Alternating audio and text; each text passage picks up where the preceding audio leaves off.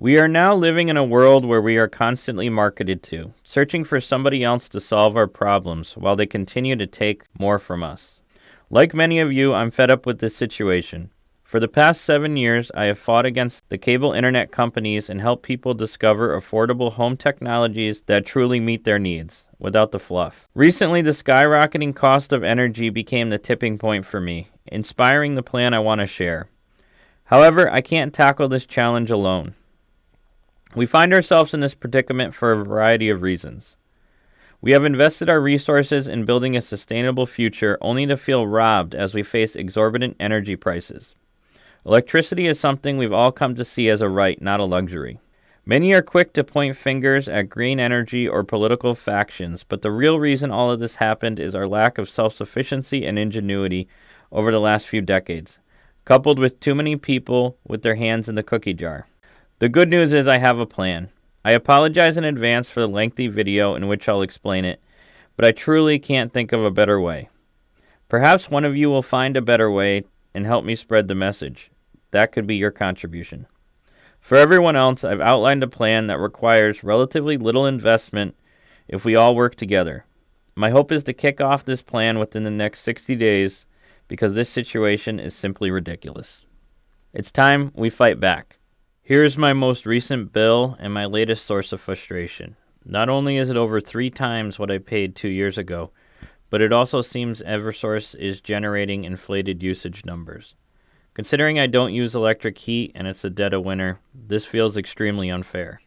I recently discovered a Facebook group that attributes high bills primarily to public benefits. However, many members share experiences similar to mine, claiming that their actual usage cannot justify charges from Eversource. It's worth noting that this group has a staggering 21,000 members, highlighting the widespread nature of this issue. Here's an example shared by a thoughtful member of the group who posted a side-by-side comparison of their bill from February 2024 and February 2025, even though I believe these bills actually reflect January's usage. According to Eversource, their usage increased slightly. However, the homeowner insists that nothing in their household changed, yet the bills have skyrocketed by 1/3. There are many similar stories like theirs and mine, so feel free to check out the group for more examples. My blood truly began to boil when I came across this article. I find it hard to fathom how, amidst all the natural disasters we've faced and the deteriorating state of our infrastructure, Eversource could still manage to turn such a substantial profit. Then I fell down the rabbit hole and discovered on top of everything else, Joe Nolan has a compensation package exceeding $18 million. For what reason exactly? As I continued my research, I uncovered more questions than answers. Gradually, the pieces began to fall into place. Our approach to solar and alternative energy has been markedly wasted, which has unfortunately led many to oppose moving away from dinosaur juice. These companies are not serving our best interest. They are functioning purely as profit-driven machines. We're reaching a critical juncture where any business must create substantial value for our survival as a community. At this point, it feels like most of America has been bled dry. Let me share a brief example of how a typical solar installation works. You begin by connecting with a solar professional who manages the entire process for you. And poof, within a year, you could be generating your own electricity. That's it. Pretty straightforward. However, this convenience comes with a cost. First, the person who referred you to the solar company earns up to $1,000 per house. Next, the individual who finalizes the transaction also receives compensation. In some instances, they may even add a new roof to your home. You might wonder where all this funding originates while still allowing for profit. The answer lies in what's often referred to as the fluff, additional costs embedded in the overall price. The solar professional assures you of government incentives. This mystery pile of money makes all your dreams come true.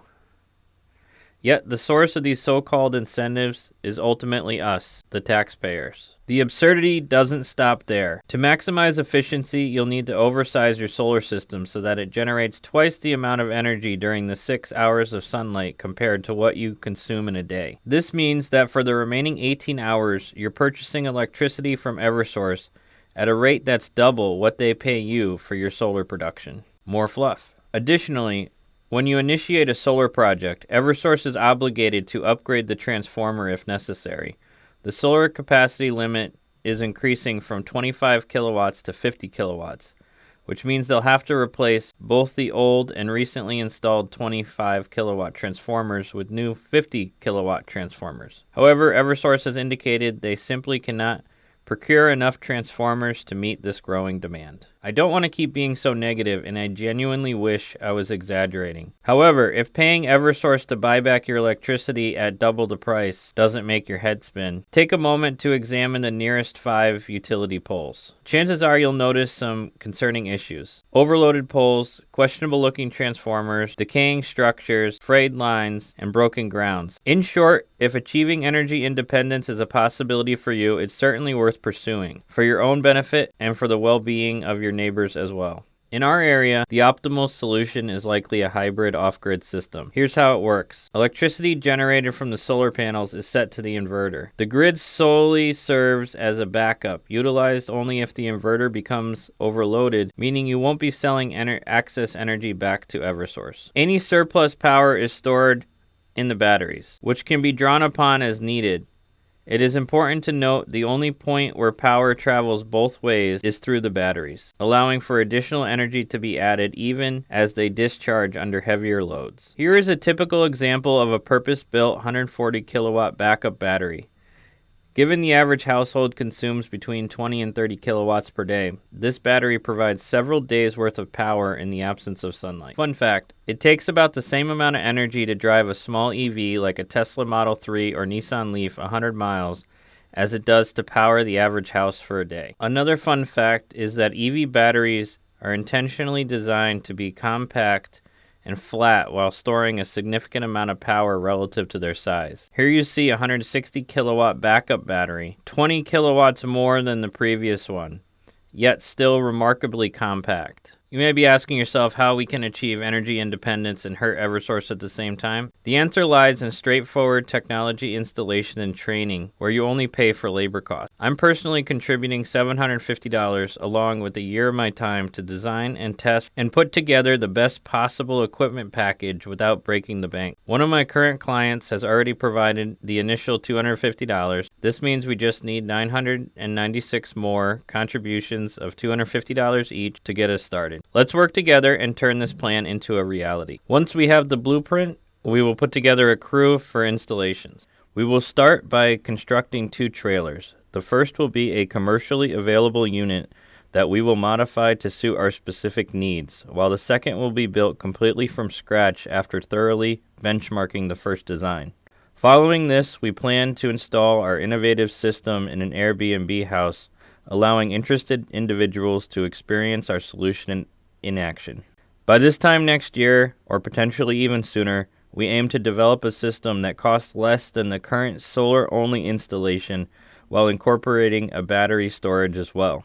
Goal is around $25,000 for the average home. Once the project is completed, we can utilize the trailers to power farmers markets, community events, and fairs, enhancing our local activities and initiatives. If you'd like to be part of this project, please make checks payable to CT Bill Nerds, or you can Zelle me at 860-837-4179. That's also my phone number if you'd like to call or text with any questions. And also my Venmo is Mark with a K, -LeBlanc, -12. Thank you, everybody. Look forward to working with you.